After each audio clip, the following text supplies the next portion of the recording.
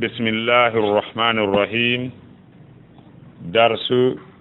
نوغاي انايا بوم اندر دفتر حسن المسلم يا الله هاوني صوابا ميدن فيوندي في دعاجي في wadugo ruku fi du'aaji din ka ruku si goddo uggini ce ka koppi makko ko hondum o wowlata ka der julde hida juulude a uggini ce ka koppi ko hondum wowlete don Allah subhanahu wa ta'ala okku en faam okka en ganda okka en faam adomi mi jangude ko watte kon don mi wowlana on ko mi wadayno kon don nyande go mi mawbe go no juula be uggini ga koppi waara den no memminade mi andi goddum no wawlede don kono mi jannaka ko wawlete kon don mi jannaka mi andi le goddum no wawlede don min kadi mi uggino si mi uggine koppi minna bismillah bismillah bismillah bismillah bismillah hande banti wo banto mi andi goddum no wawle kono mi anda kon nu ko fewnde mon no fay kum daydo donc hare la budda andi nen yimbe ben anda ko wawlete kon naade be wala ko wawli wo bismillah bismillah bismillah mi andi ko no wolde don mi anda sana bismillah donc awa e hino do ko wolte gon karku subhana rabbiyal azim subhana rabbiyal azim subhana rabbiyal azim dum do ko ne laabi tati wawlete subhanaka allahumma rabbana wa bihamdik allahumma ighfir li dum do ko ne wotere subuhun quddusun rabbul malaikati warruh tundo ko de wotere ko do wonde ngi haadude jangen ni do ha hunje den bowra yor firen di kadi fejje nani waden dum du'a urruku e hino do du'a ko watte karku subhana rabbiyal azim tundo ko labtat nani subhanaka allahumma rabbana wa bihamdik allahumma ighfir li subuhun quddus rabbul malaikati warruh dum do go satta hun jagol ka subhana rabbiyal azim metti hun jagol wowli dum subhana rabbiyal azim subhana rabbiyal azim subhanaka allahumma rabbana wa bihamdik allahumma ighfir li subuhun quddus rabbul malaikati warruh dum sattate ne subhana rabbiyal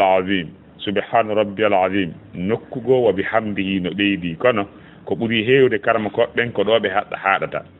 subhana rabbiyal azim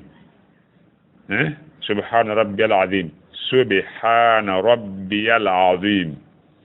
subhanaka allahumma rabbana wa bihamdik allahumma ighfir li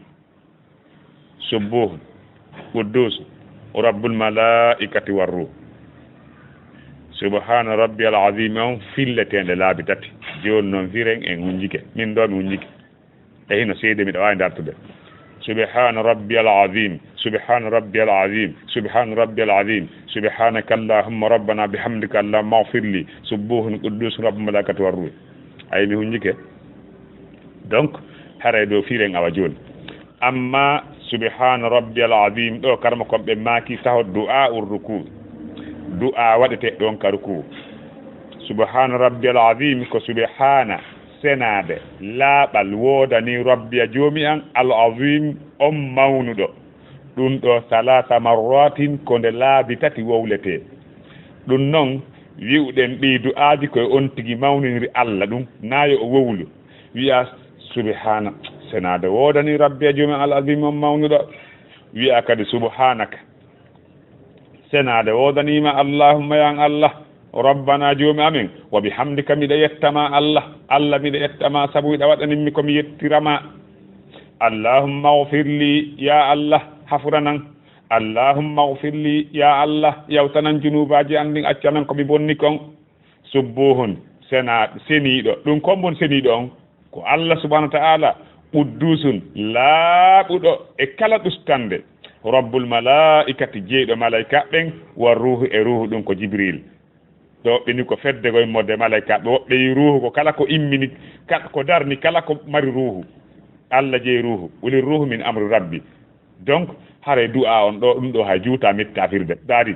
subhana senade wodani rabbi joomi an al azim mawnudo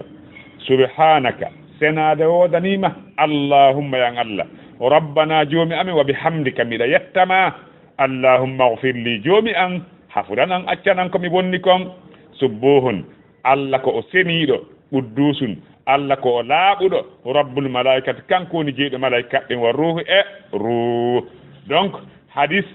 subhana rabbil azim on ko egga e mum ko hudayfa ibnul yaman radiyallahu anhu ko e makko woni ko eggangol ɗo konngol subhana senade wodani rabbiya joomi an al azim on mawnuɗo ɗum ɗo ko wowlete ko karuku wona nelaɗo makiri noon sallllahu alayhi wa sallama mi haɗama nde mi jangata alqur'ana karuku e ka sujudu amma karuku nelaɗo maki fa amma ruku fa azimu fihi rabb amma karuku mawnine e muɗum jeyɗo on wa amma sujudu fajtahidu fi du'a amma ka sujudu tinne e toragol allah fa qaminun an yustajaba lakum miɗa tiggi nde jaabinante ɗon miɗa tiggi nde jaabinante ɗon donc haray karku'u koye en mawnin allah kono noon haray oɗo subhanaka allahumma rabbana bihamdika allahumma ighfirli oɗo ko torago du'a no nder ton kono ko du'a mo nelaɗo sallallahu sallam waɗi won nena Aisha makiri noon wonde ɓaande ɗo simore idha jaa nasrullahi wal fath wa ra'aita an-nas yadkhuluna fi dinillahi afwajan jippike nelaɗo sallallahu sallam ɓe serali hiɓe maka ka ruku'u maɓɓe ka sujudu maɓɓe subhanaka allahumma rabbana bihamdika allahumma ighfirli ɓe serali hiɓe maka ɗum ha ɓe serti aduna hiɓe maka ɗum tindini ay hon ɗum yo en waɗi oɗo ɗum ɗo kaɗo e sabu oɗo du'a no yaadi e simore nasrullahi men idha jaa nasrullahi wal fath wa ra'aita an-nas yadkhuluna fi dinil afwajan fasabbih ndaru fasabbih subhanaka allahumma bihamdi rabbika rabbana bihamdika allahumma kan wastaghfirhu allahumma ighfir li no yaadi ka allah daali fasabbih subbun hina no joomi ma wi awa subhanaka allahumma senade wodanima yan allah bihamdi rabbika yettu joomi ma rabbana wa bihamdika joomi an ɓa a yamirilen yette mi yettima wastaghfiruhu insinano allah allahumma ighfir li joomi an hafudanan ay i yamirore ko allah yamiri kon nelaɗo yo waɗi ko simore jaaja nasrullahi ko kañum ni allah daali fasabbih subbu hino nelaɗo maki subhanaka allahumma na o waɗi ko wi allah yamiri makon fasabbih subbu hino subhanaka allahumma bihamdi rabbika yettu jomma rabbana wa bihamdika ta wastaghfiru insinanomo allahumma ighfir li amma non subbuhun